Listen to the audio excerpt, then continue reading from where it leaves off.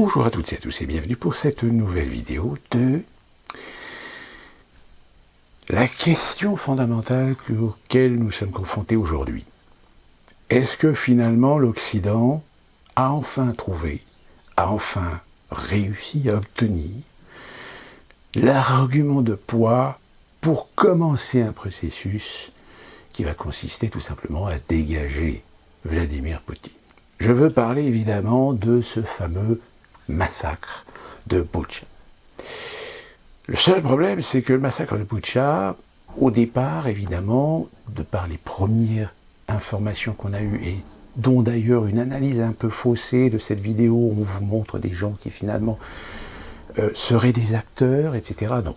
Aujourd'hui, nous savons, nous avons la preuve, nous avons des clichés, nous avons des vidéos, nous avons des photos, que, en effet, il y a bien eu un massacre. Le seul problème, c'est qu'évidemment, ce massacre, les médias ont un rôle fondamental de jouer la carte du massacre perpétré par des Russes. Je rappelle, historique, le 30 mars, la Russie décide de retirer ses forces à proximité de Kiev, et plus particulièrement dans la plupart des localités qui entourent la capitale ukrainienne. Boutcha est une petite ville qui se trouve à une vingtaine de kilomètres de Kiev à l'ouest, et dans cette ville, eh bien, a eu lieu un massacre dont d'ailleurs Zelensky parle, lui, de génocide. Le seul problème, c'est qu'un génocide, c'est lorsqu'on veut éliminer et que l'on adopte une politique de solution finale à l'encontre d'une population de par son appartenance religieuse, tribale, ethnique. Or là, c'est déjà la première question qui se pose. Ces Russes ont-ils tué des Ukrainiens? Mais des Ukrainiens ukrainiens ou des Ukrainiens russes? Retenez bien cette question parce qu'elle est essentielle.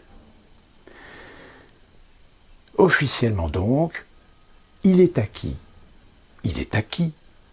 pour les plus sensibles, pour les idiots utiles, que c'est bien Poutine qui est responsable de ce massacre. On est dans la situation où, évidemment, il est hors de question d'imaginer que ce massacre ait pu être perpétué par des Russes sur l'initiative d'un commandement, d'une unité, en particulier celle-ci, qui aujourd'hui est incriminée, puisque c'est celle-ci qui se trouvait donc à Boutcha, au-delà d'ordres qui, évidemment, je pense que nous sommes tous d'accord, vous et moi, que Poutine n'a jamais donné d'ordre de massacrer des civils. Mais ça, évidemment, hors de question de l'admettre. Nous devons rester focalisés sur l'hypersensibilité, sur l'atrocité même de l'événement. Seulement, aujourd'hui, c'est une bataille. C'est une bataille pour protéger, affirmer, confirmer la version officielle qu'il s'agit bien d'un massacre perpétré par les Russes. Et donc, à partir du moment où vous commencez à vous poser des questions, eh bien, on vous accuse d'être le complice, en idolâtrie devant Poutine, que vous refusez de voir les évidences, etc. Non, on ne refuse pas de voir les évidences. Nous, ce que l'on veut voir, c'est des faits. Or, les faits, aujourd'hui, rien ne prouve que ce sont les Russes qui ont massacré cette population. Pourquoi? Premièrement, il y a un problème de chronologie. Le 30 mars, comme je vous l'ai dit, l'armée russe évacue et décide de quitter la zone suite à la décision du Kremlin d'assouplir la situation et d'éviter la pression. Officiellement, on pense que c'est parce que Poutine a l'intention, en réalité, de renforcer sa position sur l'Est pour, à terme, dans de potentielles négociations qui pourraient aboutir, confirmer et affirmer la sécurisation d'une zone qui deviendrait une zone autonome, indépendante. Donc le 30 mars, l'armée russe se retire de cette position. Le 31 mars, nous avons ce monsieur, qui est le maire de Boutcha, et qui annonce officiellement la libéralisation de sa ville. La ville est libérée, la ville est sécurisée. Sauf qu'il ne fait pas mention d'incidents. Ne serait-ce que d'avoir peut-être entendu des incidents. Je veux dire, ce maire, lorsqu'il fait son communiqué, avant de faire son communiqué, il confirme, il s'affirme dans sa position de pouvoir dire ouvertement, ça y est, les Russes sont partis, notre ville est de nouveau libre. Et nous attendons évidemment l'arrivée de nos frères ukrainiens, de l'armée ukrainienne. Mais pas un mot sur quelconque incident. Et on le sait, à partir du 1er et 2 avril, c'est là que l'armée ukrainienne est arrivée. Et c'est là, à ce moment-là, qu'on a commencé à entendre qu'il y aurait eu des civils tués. Parmi cette armée ukrainienne, nous retrouvons le bataillon Azov. Allez savoir. Question.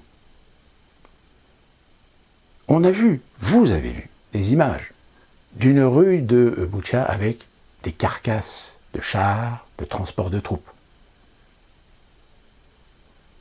Cette unité a été attaquée. Quand? Lorsque cette unité a été attaquée, est-ce qu'il n'y avait pas des civils à proximité?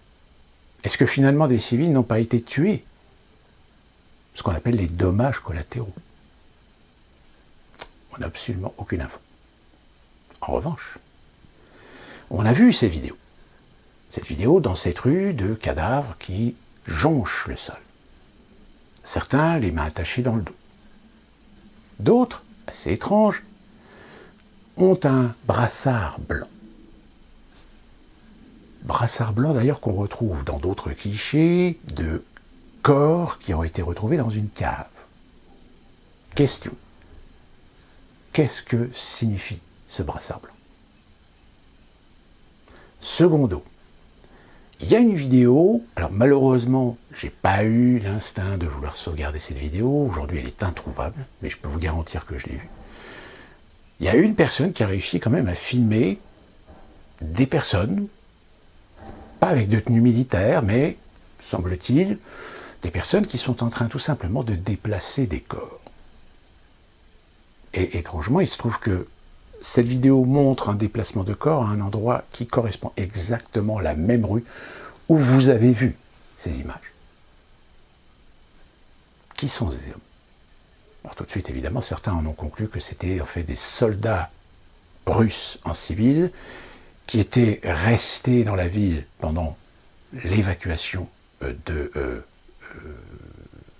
le recul, en fait, le retrait, je cherchais le mot, le retrait des forces russes, pour perpétrer ce massacre. Théorie, tout à fait possible. Sauf que, évidemment, sur les réseaux sociaux, certains ont tout de suite posé ces questions. Se sont posé ces questions. Et se sont dit, mais a-t-on des preuves que c'est bien les Russes? Et là, tout d'un coup, intervient quand même quelque chose d'assez important. À l'ère où nous sommes, aujourd'hui, de la technologie, on a pu le voir depuis le début de cette guerre, le flot le flot continu de vidéos filmées par des gens avec leur téléphone portable. Comme par hasard, nous n'avons absolument aucune vidéo, aucune même observation des fameux drones. Vous savez, ces fameux drones ukrainiens qui bénéficient d'informations et de données américaines pour justement pouvoir mieux aller sur les endroits concernés. Quand je dis des données américaines, c'est-à-dire qu'en fait ce sont des données satellites qui sont ensuite fournies aux Ukrainiens, qui ensuite les Ukrainiens utilisent des drones pour aller filmer et aider éventuellement les attaques contre les forces russes, voire parfois des forces russes isolées. Là, rien. Ah oui, En effet, on a mis en avant cette image satellite de cette rue avec les corps qui jonchent, on vous fait bien les correspondances avec la vidéo, etc. Ok, là-dessus, il n'y a pas de souci. Mais, comme je vous l'ai dit, à l'ère de la guerre moderne, où nous avons forcément des gens qui ont toujours un téléphone portable sur eux, qui peuvent filmer, et qui plus est aujourd'hui avec des téléphones portables, qui sont bien loin des technologies que nous avons connues il y a 10 ou 15 ans, où les images ne sont pas de très bonne qualité, où ça bouge tout le temps, où les gens n'arrêtent pas de faire des zooms, où vous n'arrivez pas à fixer l'image, etc. Là, je vous dis, à part cette vidéo que j'ai vue, il n'y a rien. Pas d'image, pas de photo, pas de vidéo.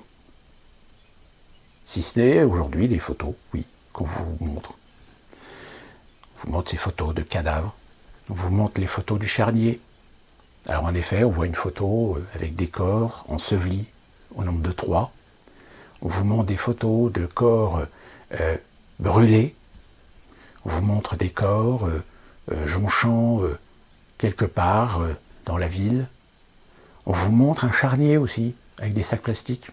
On suppose qu'il y a des corps dedans.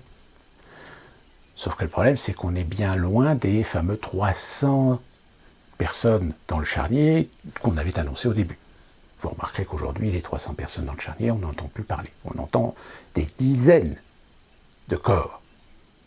On est loin quand même. Vous voyez les chiffres, hein. Alors évidemment, là-dessus, il y a plein de gens qui disent « Regardez, c'est ignoble, l'armée russe, c'est inadmissible, c'est un génocide, c'est un massacre, etc. » Et sans raison gardée de se dire à un moment donné, qui a fait ça? Déjà, rien que le fait que je vous pose la question là, je risque le strike sur YouTube. Parce que, aujourd'hui, l'information indiscutable, ce sont les Russes. Ça ne peut être que les Russes. Les Russes ont massacré des Ukrainiens. Par vengeance, par haine. Mais quel intérêt pour les Russes de faire ça? Sachant qu'actuellement, la Russie, Poutine sont évidemment dans le collimateur de la communauté internationale, de son attaque de l'Ukraine. Là encore, on ne se pose pas la question pourquoi il a attaqué l'Ukraine. Non, non. Interdit de se poser la question. On ne doit pas légitimer cette action de guerre. Et quand même, sur les réseaux sociaux, il y a quand même des gens qui osent. Qui osent se dire « et si ?» Encore une fois. Je dis bien encore une fois. Puisque par le passé, je vous rappelle l'hôpital et la maternité de Mariupol, où on annonçait tout de suite des centaines de morts, etc. Et finalement, on nous a présenté des images et des photos, mais le problème, c'est que les images et les photos ne correspondaient pas du tout au discours officiel. D'ailleurs, je crois qu'il y a une vidéo sur VK qui circule, où la fameuse jeune fille, Mariana, influenceuse, aurait fait une vidéo pour finalement dénoncer la mise en scène auquel elle a été un petit peu obligée par le bataillon Azov sur justement cet hôpital. On a le théâtre de Mariupol. Souvenez-vous, on nous a dit oui, il y avait même une inscription au sol pour les pilotes, pour les avions russes. Je disais attention, il y a des enfants dans cet endroit-là. Et ben non, ça a été bombardé tout de suite, oui. 150 morts dans les décombres, etc. Sauf qu'il y a eu un problème d'orchestration, c'est que quand on dit qu'il y a des morts ou des victimes dans les décombres qui sont encore coincés dans les sous-sols, et qu'on vous montre tout de suite, dans les heures qui ont suivi, des images du théâtre en ruine, etc., et que vous voyez absolument aucune force de secours, que vous voyez personne en train d'essayer de déblayer pour y sauver peut-être des survivants, là vous dites qu'il y a un problème narratif. Au final, il y a eu quelques blessés graves, mais pas de mort. Donc vous voyez, c'est formidable. Hein. C'est-à-dire que, et en plus de ça, ce qui est encore plus formidable, c'est que vous voyez bien les médias occidentaux qui vous font des gros titres sur un événement, Et une fois qu'on commence à collecter des informations et des données, et qui démontrent que certaines données vont à l'encontre du discours qui avait été titré en gros, et bien tout d'un coup on n'entend plus parler. Et là, le massacre de Boutcha, pareil, des questions restent en suspens. Alors évidemment, ceux qui vous diront « oui, mais c'est inadmissible, qu'est-ce qu'il vous faut comme preuve de plus, vous êtes ignoble, etc. » Ben, la preuve, elle est simple. Premièrement, vous avez le New York Times, qui n'est quand même pas n'importe quel journal. On ne peut pas considérer que le New York Times est un journal complotiste, pro-russe. Eh bien, le New York Times, en effet, fait son boulot. Ce boulot pour exacerber l'émotionnel, toucher les hypersensibles, etc. Mais dans son article, de temps à autre, il se protège. Il se protège en affirmant bien et en confirmant bien que ce qui est relaté dans l'article sont des informations fournies par le ministère de l'Intérieur ukrainien. Et que le New York Times ne peut, en l'état actuel, vérifier de la véracité de ces informations. C'est-à-dire que même le New York Times vous donne en effet des informations, mais quand même vous dit, attention, ce qu'on vous dit là, c'est les versions officielles. Nous, on ne peut pas certifier que c'est la vérité. Encore une fois, vous savez, c'est des subtilités de sémantique, de formules, etc., pour que ça ne ressorte pas trop, pour qu'on conserve quand même l'idée d'essayer d'aller chercher votre émotionnel, de vous offusquer, de vous mettre dans l'horreur. Et là-dessus, New York Times, ils sont pas mal. Ils ne sont pas comme les médias français, ils montrent. Ils n'hésitent pas à montrer. Et ce qui est très intéressant, parce que les photos qu'ils montrent, il y a quand même des trucs qui ne collent pas. Par exemple, on a vu des... Alors, excusez du peu, mais les photos, je ne peux pas vous les montrer, évidemment, parce que je vous mettrai l'article en lien, évidemment, mais je ne peux pas vous les montrer ici, évidemment, YouTube pourrait me striker. Mais on voit bien des photos, des cadavres qui sont mis dans des sacs mortuaires. Sauf que le problème, c'est que la gueule des cadavres, c'est pas des cadavres qui datent de 48 ou 72 heures. On a même des fois l'impression que c'est des cadavres qui ont été mis dans un congélo et qu'on a sorti pour l'occasion. Si vous avez un peu de connaissances là-dessus, je sais, c'est assez morbide, mais croyez-moi, on sait identifier un cadavre qui a 2-3 jours d'un cadavre qui a été mis dans des conditions particulières où vous avez des phénomènes accélérés de rigidité cadavérique, de début de décomposition au niveau des tissus. Évidemment, personne n'est expert en la matière, donc les fragiles du haut en général ne constatent pas ce fait. Ils sont déjà trop dans l'émotionnel. Oh mon Dieu, je ne peux pas regarder ça, mon Dieu, c'est ignoble. Ben oui, si tu ne regardes pas, tu ne peux pas constater ce genre de détails. Et donc la question, je pense, sur un massacre de Boutcha, et peut-être qu'on n'aura jamais de réponse. Puisque, en effet, même l'Union européenne reste prudente en disant « nous réclamons une enquête ». Nous gardons à l'esprit que c'est la responsabilité russe. Mais nous avons besoin quand même de confirmer la chose. Parce que, je le rappelle, pour l'instant, les informations qu'on a sont uniquement des informations validées par l'autorité ukrainienne. Il y en a même un qui me dit « mais regardez, il y a eu 20 journalistes indépendants qui sont allés sur les lieux, qui ont pu filmer, etc. » Et je dis « oui, 20 journalistes indépendants. Accrédités par qui ? » C'est facile de dire journaliste indépendant, mais journaliste indépendant, quand on est accrédité pour faire un reportage sur les lieux, c'est que vous êtes adoubé pour contribuer au message, à l'information officielle. Si jamais ceux qui vous accompagnent constatent que vous avez un discours différent, vous risquez d'avoir des problèmes. D'accord ? Hein, c'est un peu comme quand vous allez en Corée du Nord. Vous pouvez voyager en Corée du Nord. Mais vous allez avoir toujours collé à votre cul des interprètes ou des guides qui vont faire attention à ce que vous dites, qui vont faire attention à ce que vous faites. Et bien là, c'est pareil. Ces journalistes, pour des questions d'assurance, sont obligés d'être suivis par des correspondants des autorités russes, des autorités ukrainiennes, pardon, pour assurer leur sécurité, mais aussi parce qu'ils sont aussi là pour vérifier que vous êtes bien dans la ligne de ce que vous êtes censé dire ou faire. Vous voyez, il ne faut pas être naïf, quand même, 2 minutes. Donc, comme je le disais, même aujourd'hui l'ONU essaie de garder une certaine posture.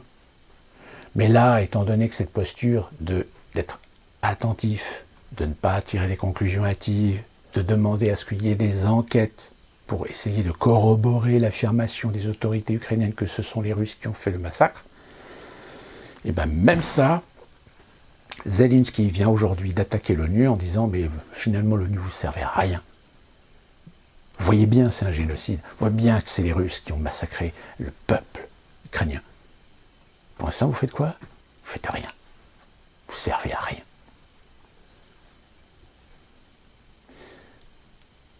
Il est clair que ce massacre va être un épisode crucial de cette guerre. Et pas seulement. Parce que s'il est avéré, s'il est prouvé, attention, quand je dis prouvé, c'est prouvé par A plus B.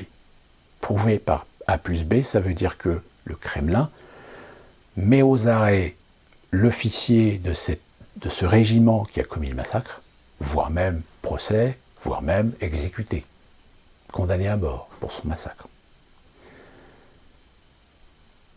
C'est, à mon avis, l'issue, si c'est bien les Russes. En revanche, si le Kremlin maintient sa position de dire que c'est un coup monté,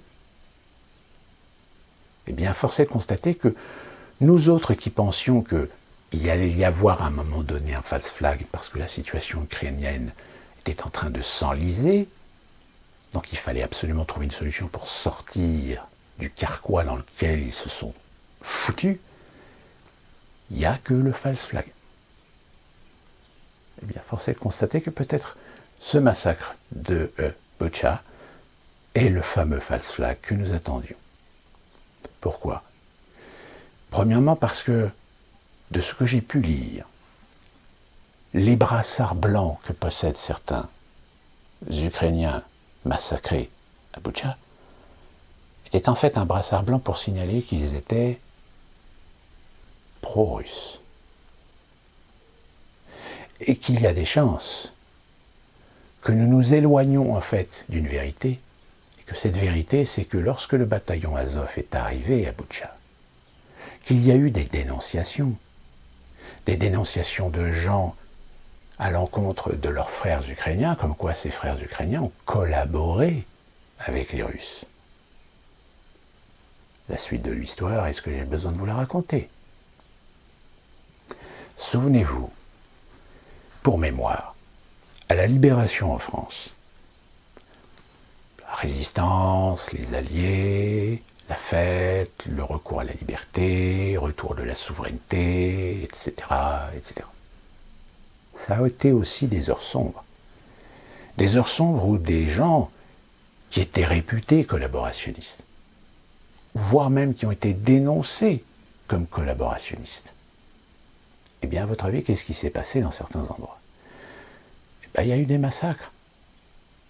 Des Français ont massacré des Français sous prétexte que c'était des Français qui avaient aidé, collaboré, soutenu le régime, soit de Vichy ou le régime allemand. Avec évidemment tous les problèmes que ça implique, c'est-à-dire des gens qui à un moment donné ont voulu profiter de la situation pour faire des règlements de compte. C'est-à-dire accuser à tort des gens qui ont été arrêtés, condamnés, voire même tués. Alors qu'en réalité, ces personnes étaient totalement innocentes, mais avaient le tort, peut-être, de menacer les intérêts d'autres personnes. On a même eu des cas où des gens ont dénoncé d'autres gens pour se protéger de ne se faire dénoncer comme ayant été collaborationnistes avec les Allemands. Plus ceux qui, pour se donner une certaine gloire, se sont autoproclamés résistants, ont dénoncé des gens, etc., alors que ces gens-là sont inconnus au bataillon de tous les groupes, de toutes les sections de résistance qui existait à cette époque. Donc vous voyez, la nature humaine est malheureusement aussi parsemée de zones d'ombre, et que ces zones d'ombre, elles ne sont pas totalement étrangères aussi à un conflit tel que celui de l'Ukraine. Alors attention, ne me faites pas dire ce que je n'ai pas dit. Je ne protège pas les Russes. Parmi les Russes, on le sait. Si vous connaissez un petit peu comment la société russe fonctionne, si vous savez quel genre d'individus il y a dans la société russe, c'est en effet une probabilité que ça ait pu être un massacre fait par des Russes, un peu colériques, ou un petit peu dans l'excès, voire même beaucoup. Donc c'est tout à fait possible. Je dis simplement, c'est que il est évident que d'accuser les Russes aujourd'hui sert les intérêts d'une doxa, sert les intérêts d'une doctrine, à en mettre toujours plus dans la gueule à Poutine. Or, soyons intelligents, Poutine n'est pas un abruti. Il est évident que ce n'est pas Poutine qui a donné l'ordre de massacrer des gens à Boutcha. Or, depuis maintenant quelques jours que ce massacre a été révélé, pour l'instant, on n'a pas vu le Kremlin arrêter le général ou arrêter le commandant de cette unité pour le faire passer devant un conseil de guerre pour crime de guerre. Pour l'instant, non. Donc ça veut dire qu'au Kremlin, ils sont convaincus qu'il s'agit d'un false flag. Or aujourd'hui, quand on regroupe un peu tous les éléments de cette affaire, eh bien, il y a une légitimité à être dans la prudence. Comme je vous l'ai dit, le New York Times est prudent. L'Union européenne est prudente. L'ONU est prudente. Donc ça veut dire que ces organismes savent qu'il y a une possibilité, je dis bien une possibilité, que ce massacre ait été perpétué par le bataillon Azov sur en réalité des citoyens ukrainiens qui s'étaient alliés, qui s'étaient arrangés, qui étaient en collusion avec l'envahisseur russe. Et vengeance qui va servir d'intérêt finalement de massacrer des gens et de faire passer ça sur le dos des Russes.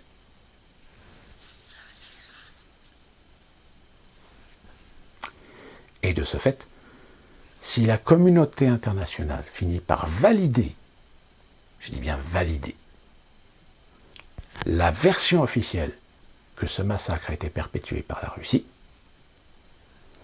force est de constater que la Poutine est mal, est très mal. Parce que dans ce cas-là, ça voudrait dire qu'il devra rendre des comptes. Rendre des comptes à la communauté internationale et rendre des comptes sur son action militaire en Ukraine.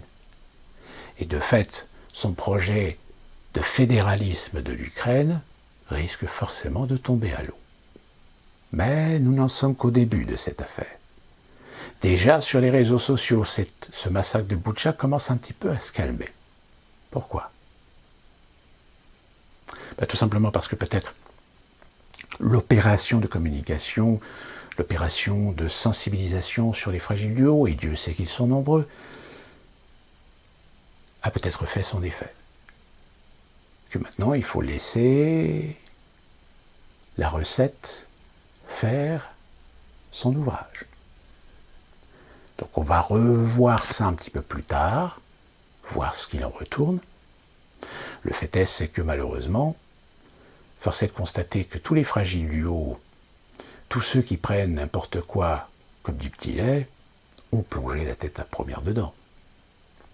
Et qu'aujourd'hui, même en essayant de les sortir de la tête de l'eau de leurs conneries, il n'y a rien à faire. Donc, nous allons voir un petit peu comment cette affaire va tourner. Il se peut qu'on ait peut-être plus d'éléments, mais comme je vous l'ai dit, ce qui pose des questions. Comment se fait-il que nous n'ayons pas plus de documents sur les faits, alors qu'aujourd'hui, cette guerre nous a démontré que tout le monde filmait tout et n'importe quoi, voire même des gens qui filmaient des trucs, mais retraduisaient les choses à leur sauce, alors qu'en réalité d'autres derrière réussissent à débunker la situation. Au final, sur ce fait-là, eh ben, on n'a quasiment pas grand-chose, voire rien du tout. Si ce n'est des images, des photos, des vidéos, des témoignages post-événement. Ce qui s'est passé pendant ou avant, on n'a absolument rien. Donc attention aux apparences. Et enfin, pour terminer, force est de constater que cette guerre en Ukraine nous apporte des éléments supplémentaires vers ce discours qui consiste à parler du grand reset. Et au-delà du grand reset, évidemment, une accélération de l'hégémonie et de la domination du nouvel ordre mondial. Force est de constater qu'aujourd'hui, vous avez des entités telles que l'Union européenne ou même les États-Unis qui sont en train de proclamer de ne plus rien acheter à la Russie. C'est-à-dire de couper les exportations russes en matière d'énergie, gaz, pétrole, mais aussi charbon. Donc ça veut dire que vous êtes en train de nous dire que vous voulez arrêter d'acheter de la production russe. Donc ça veut dire que les Russes ont de quoi à la fois produire pour eux-mêmes, mais aussi pour exporter. Donc c'est-à-dire que vous êtes en train de nous dire que finalement la Russie peut très bien s'en sortir toute seule.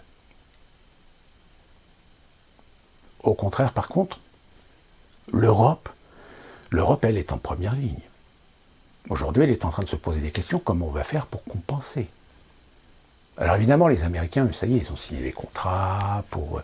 Finalement, les Américains ont réussi à faire ce qu'ils n'avaient pas réussi à faire depuis des années, depuis même les événements du 11 septembre 2001. C'est-à-dire réussir à piquer aux Russes leur marché. Je rappelle, l'Afghanistan, c'est pas qu'une guerre pour éliminer les talibans complices d'avoir entraîné des djihadistes d'Al-Qaïda, mais surtout parce qu'il y avait un projet d'un pipeline qui devait partir du nord vers le sud et alimenter les pays du sud avec le pétrole du Kazakhstan et de Russie.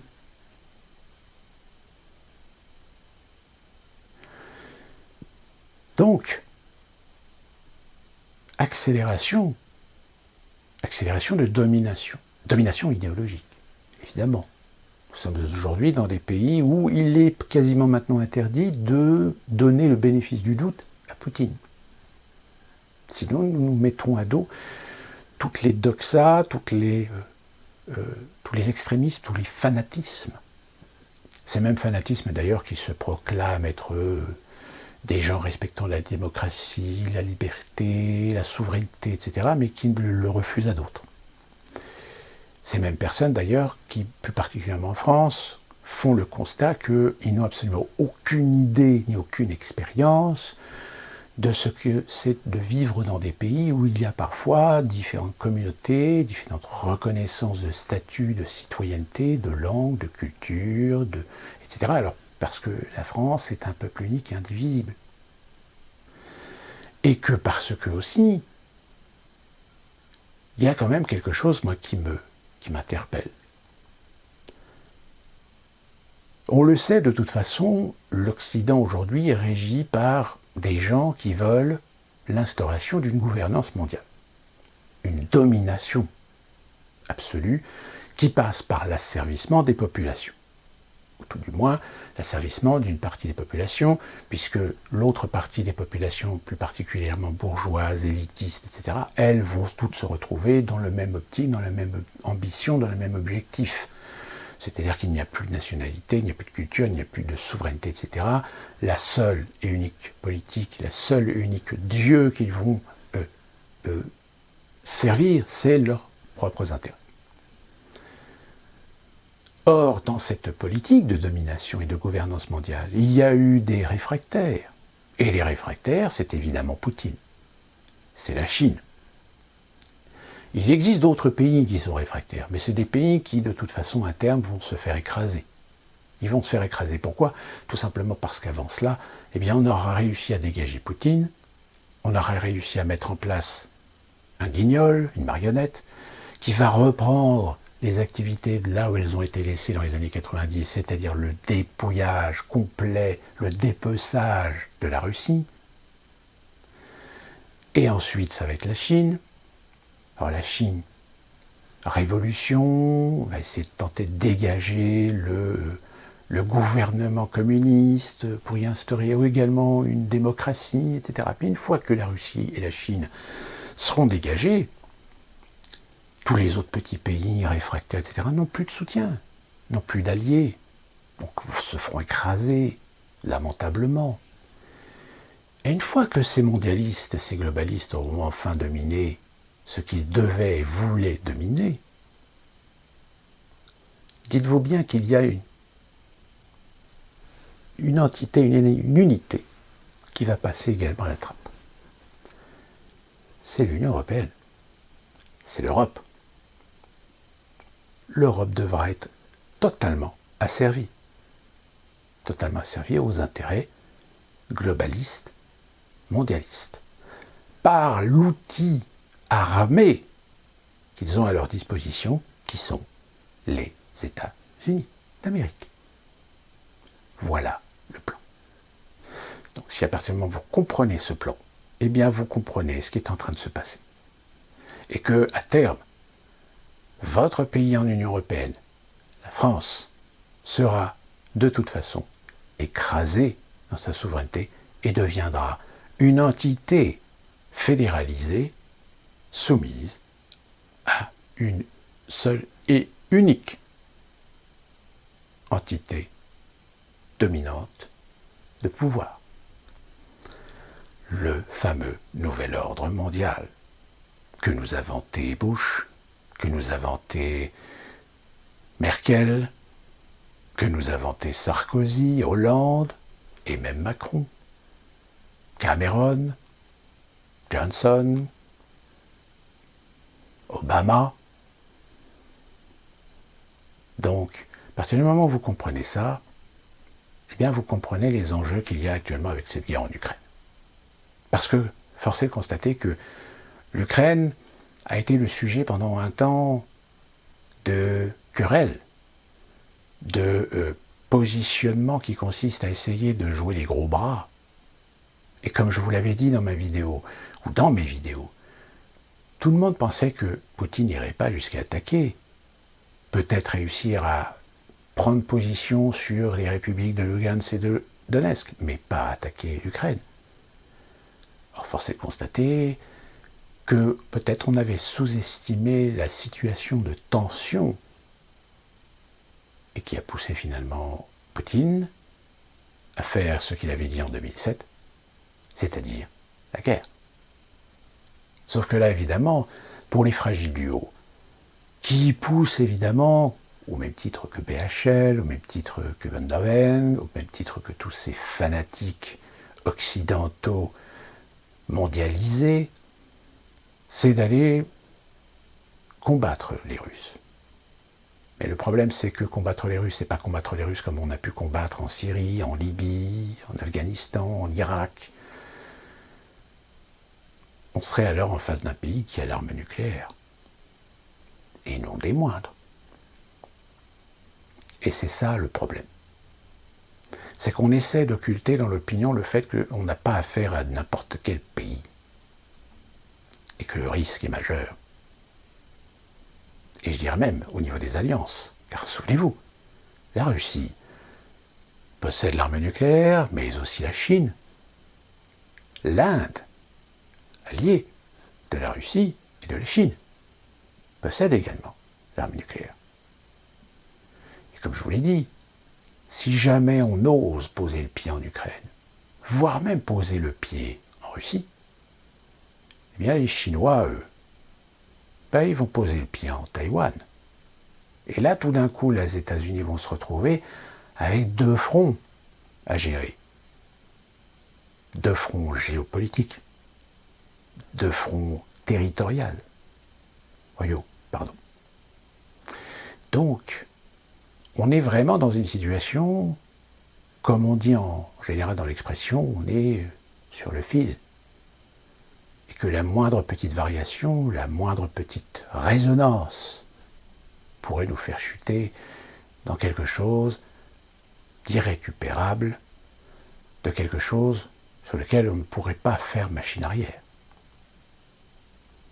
Et comme, vous le savez, nous subissons les contre-coups à la fois d'une situation économique internationale en crise, qui a été plus ou moins un petit peu épongée par la pandémie, mais qui aujourd'hui est en train de nous revenir à la face.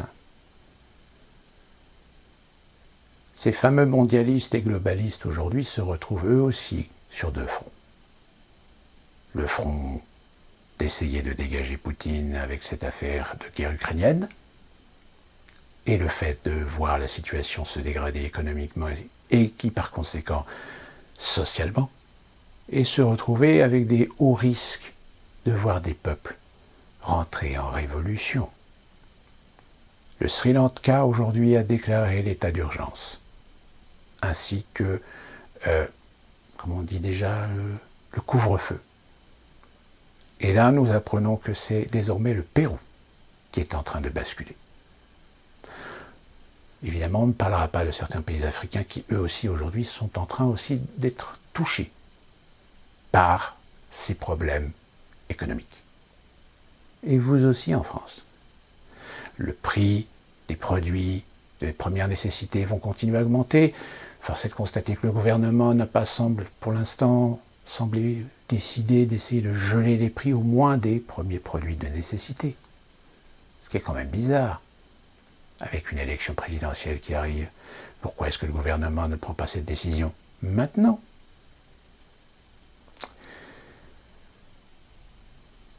Pour terminer, je vous dirais qu'à la limite, toutes ces histoires, elles ont tout un point commun.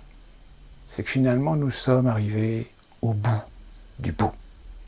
Au bout du bout d'un système dans lequel on a abusé, dans lequel on a usé jusqu'à la corne les potentiels, et qu'aujourd'hui, il n'y a plus d'autre solution pour ceux qui en détiennent les bénéfices, soit de nous asservir, soit de nous détruire. Je vous pose ça là pour la réflexion, et d'ici là, on se retrouve très prochainement pour une nouvelle vidéo, peut-être encore une avant le premier tour des élections présidentielles, où force est de constater que cette semaine, ça s'agit d'un petit peu dans tous les côtés et dans tous les sens.